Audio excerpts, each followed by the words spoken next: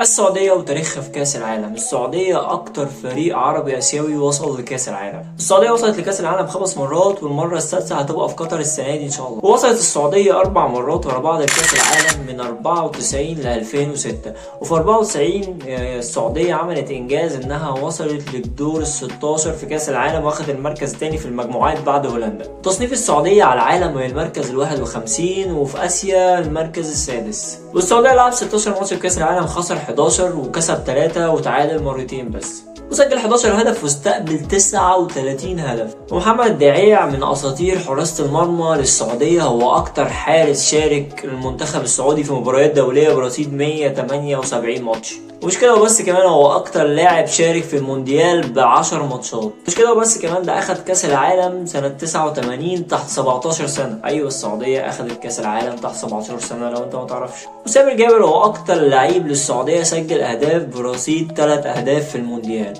وماجد عبد الله هو الهداف التاريخي للسعودية برصيد 72 جول. عجبك الفيديو؟ متنساش تعمل لايك وسبسكرايب. السلام عليكم.